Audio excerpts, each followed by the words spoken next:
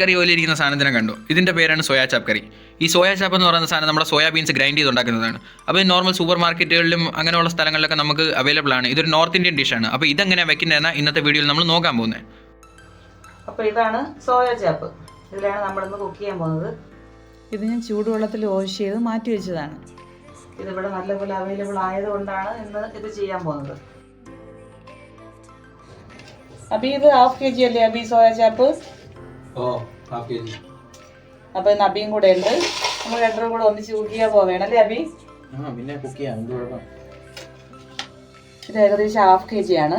ഇതാണ് നമ്മളിന്ന് കുക്ക് ചെയ്യാൻ പോകുന്നത്. ഇത് എനിക്ക് തോന്നുന്നു നാട്ടിലൊക്കെ സൂപ്പർ മാർക്കറ്റുകളിൽ അവൈലബിൾ ആണ്. അപ്പോൾ അത് എന്ത് ചെയ്യണമെന്ന് ചോദിച്ചാൽ ഇങ്ങനെ ഈ ഒരു പീസ് എടുത്തിട്ട് ഒരു 5-6 പീസായിട്ട് കട്ട് ചെയ്യണം. അതിൻ്റെ ആവശ്യമുള്ളൂ. പക്ഷെ ഒത്തിരി തിന്നാക്കാൻ പാടില്ല. ഈ സൈസിലാണ് കട്ട് ചെയ്യേണ്ടത്. ഒരു 5-6 പീസായിട്ട് കട്ട് ചെയ്യാം. ഒത്തിരി തിന്നാക്കാൻ പാടില്ല, എന്നാൽ ഒത്തിരി വലിയ പീസായി പോകാനും പാടില്ല. അതിനെ ഫ്രൈ ചെയ്തെടുക്കേണ്ടതാണ്. അപ്പോൾ ഞാൻ എല്ലാം കട്ട് ചെയ്ത് വെച്ചിട്ട് കാണിച്ചു തരാം. അപ്പോൾ ഞാൻ ഫ്രൈ പാൻ സ്റ്റൗവിലോട്ട് വെച്ചിട്ടുണ്ട്. അതിലോട്ട് ഞാൻ വെജിറ്റബിൾ ഓയിലാണ് ചെയ്യുന്നത്. വെജിറ്റബിൾ ഓയിലാണ് ഏറ്റവും ബെറ്റർ. വെളിച്ചെണ്ണ ചെയ്താൽ അത്രത്തോളം ആ ഒരു ടേസ്റ്റ് വരത്തില്ല. ഓയിൽ ചൂടാവട്ടെ. ചൂടായതിനു ശേഷം നമുക്ക് സോയ ചാപ്പ് അതിലോട്ട് ഇട്ട് കൊടുക്കാം. അപ്പോൾ ഓയിൽ നല്ലപോലെ ചൂടായിട്ടുണ്ട്. നമുക്ക് പറക്കി ഇട്ട് കൊടുക്കാം. അപ്പോൾ എല്ലാം എണ്ണയിലോട്ട് ഇട്ടിട്ടുണ്ട്. അത് ഫ്രൈ ചെയ്തിട്ട് വരും. നമുക്ക് വെയിറ്റ് ചെയ്യാം. അപ്പോൾ നല്ല ബ്രൗൺ ആവണം. ഇച്ചിരി ബ്രൗൺ ആയി വരുമ്പോൾ തിരിച്ചിട്ട് കൊടുക്കണം. അത് ഇപ്പോൾ ഇത് ജസ്റ്റ് ഒന്നായി വരുന്നുണ്ട്. അതിനെ നമുക്കൊന്ന് തിരിച്ചിട്ട് കൊടുക്കണം. ഒത്തിരി അത് കളർ കൂടിപ്പോകാൻ പാടില്ല. ഒരു നോർമൽ ലെവലിരിക്കണം. അപ്പോൾ ഇത് ഏകദേശം ഫ്രൈ ആയി വന്നിട്ടുണ്ട്. നമുക്കിതിനെ കോരി മാറ്റാം. അപ്പോൾ ഞാനിതെല്ലാം കോരി മാറ്റുകയാണ്. നമുക്ക് വേറൊരു ബൗളിലോട്ട് മാറ്റി അടുത്ത് നമുക്ക് എന്താണ് ചെയ്യേണ്ടതെന്ന് വെച്ചാൽ ചെയ്ത് തുടങ്ങാം. ഇപ്പോൾ തയ്യാറാക്കി വെച്ചിട്ടുണ്ട് നമ്മൾ. ഇതിലോട്ട് 2-3 ഇൻഗ്രീഡിയൻസ് കൂടെ ആഡ് ചെയ്യണം. കുറച്ച് തൈര്, ഒരു 1/4 കപ്പ് തൈര് ആഡ് ചെയ്യണം.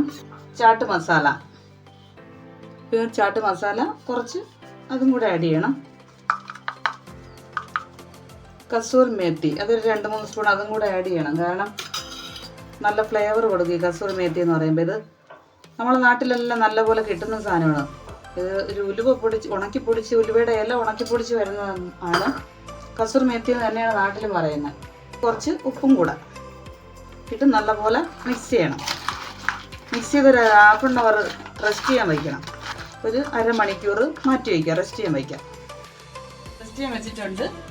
ഇനി നമുക്കത് അടുത്ത് ബാക്കി ഇൻഗ്രീഡിയൻസ് തയ്യാറാക്കിയതിന് ശേഷം അതിനെടുത്ത് ആഡ് ചെയ്യാം. അപ്പോൾ ഇപ്പോൾ തയ്യാറാക്കി വെച്ചിരുന്നത് അരമണിക്കൂർ ആയിട്ടുണ്ട്. നമുക്ക് ഇനി ചെയ്യേണ്ടത് ഒരു 4 സവാള, 3 തക്കാളി, മല്ലിയില, ഇഞ്ചി, വെളുത്തുള്ളി അത് ഞാൻ തയ്യാറാക്കി വെച്ചിട്ടുണ്ട്. ഇതിന് നമുക്ക് നല്ലപോലെ ഒന്ന് വഴറ്റിയെടുക്കണം. അതിനുവേണ്ടി ഇപ്പോൾ ഒരു കടായി നമ്മൾ സ്റ്റൗവിലോട്ട് വെച്ചിട്ടുണ്ട്. അതിൽ ഇതെല്ലാം ഇട്ട് കൊടുക്കാം. എണ്ണ ഒഴിച്ചിട്ടുണ്ട്. ആവശ്യത്തിനുള്ള എണ്ണ ഒഴിച്ചാണ് വെച്ചിട്ടുള്ളത്. അത് ചൂടായി വരുമ്പോൾ സവാളയെല്ലാം നമുക്കിട്ട് നല്ലപോലെ വഴറ്റിയെടുക്കണം. അപ്പോൾ നമ്മുടെ എണ്ണ ഇവിടെ ചൂടായിട്ടുണ്ട്. നമ്മൾ ഇനിയിപ്പം സവാള, അതിൻ്റെ പുറകെ തക്കാളി, അതിൻ്റെ പുറകെ തക്കാളിയുടെ പുറകെ ധനിയയുടെ പുറകെ വെളുത്തുള്ളിയും ഇഞ്ചിയും എല്ലാം അകത്ത് പോയിട്ടുണ്ട്. ഇതെല്ലാം നമ്മൾ നല്ലോണം വഴറ്റാൻ പോവുകയാണ്. വഴറ്റിക്കൊണ്ടിരിക്കുകയാണ്. വഴറ്റി കഴിയാറായി. വഴറ്റി കഴിഞ്ഞിട്ടില്ല, നമ്മളിങ്ങനെ വഴറ്റിക്കൊണ്ട് നിൽക്കുകയാണ്. ഇതെല്ലാം കൂടെ കഴിഞ്ഞിട്ട് അടുത്ത് നമുക്ക് മുന്നോട്ടുള്ള പരിപാടികൾ എന്താണെന്ന് നോക്കാം. ഇതൊന്ന് നല്ലോണം ഒന്ന് വഴണ്ടി കിട്ടുന്നുണ്ട്. അപ്പോൾ ഇതാ മമ്മി ഇവിടെ പച്ചമുളകും കട്ട് ചെയ്തുകൊണ്ടിരിക്കുകയാണ്.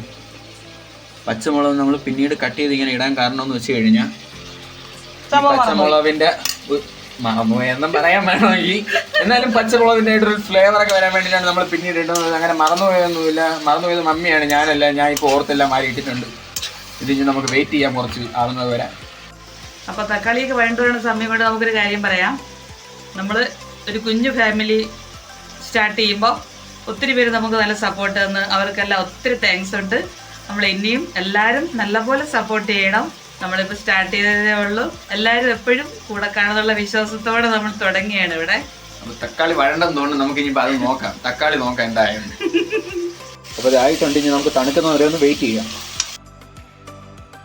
അപ്പോൾ ഇത് നല്ലപോലെ തണുത്തിട്ടുണ്ട്. ഇത് നമുക്ക് മിക്സിയിൽ നല്ലപോലെ പേസ്റ്റ് ആക്കിയിട്ട് വരാം.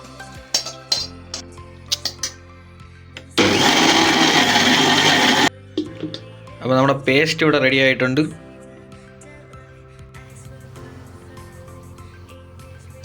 ഇപ്പോൾ നമ്മൾ കടായി സ്റ്റൗവിലോട്ട് വെച്ച് ഓൺ ചെയ്തിട്ടുണ്ട്. എണ്ണയും ഒഴിച്ച് വെച്ചിട്ടുണ്ട്. അത് അവരവരുടെ ആവശ്യത്തിന് കുറേശ്ശെ ഒഴിച്ചാൽ മതി.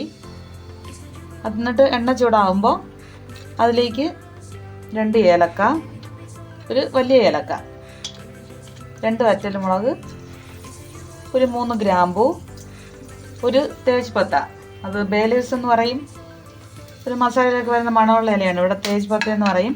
അത്ര ഇട്ട് കൊടുത്ത് അതൊന്ന് ചെറുതായിട്ട് മൂത്ത് വരുമ്പോഴത്തേക്ക് നമുക്കടുത്ത് പൊടികളൊക്കെ ഇട്ട് കൊടുക്കാനുണ്ട്. ഇപ്പോൾ 1 സ്പൂൺ നമ്മൾ കാശ്മീരി മിർച്ചി ഇട്ടിട്ടുണ്ട്, കാശ്മീരി മുളക് പൊടി, മല്ലിപ്പൊടി 1 സ്പൂൺ, ഒരു 1/4 ടീസ്പൂൺ മഞ്ഞൾപ്പൊടി ഇതിട്ട് പെട്ടെന്ന് തന്നെ നമ്മളൊന്ന് ഇളക്കി കൊടുക്കണം.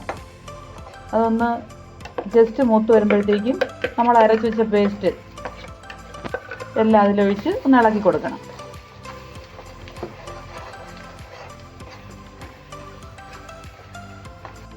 മസാലയൊക്കെ നല്ലോണം വഴണ്ട് വരുന്നുണ്ട്, നമുക്കെല്ലാം കാണാൻ സാധിക്കുന്നുണ്ടല്ലേ അല്ലേ? ഉണ്ട്. ഈ അടുത്ത നമ്മൾ നേരത്തെ സെറ്റ് ചെയ്ത് വെച്ചിരുന്ന സാധനമാണ്. സാധനം മീൻസ് സോയാ ചാപ്പ്. ആ സാധനം ഇപ്പം നമ്മൾ അതിൻ്റെ അകത്തോട്ട് തട്ടാനായിട്ട് പോവുകയാണ്. പെട്ടെന്ന് തട്ട്.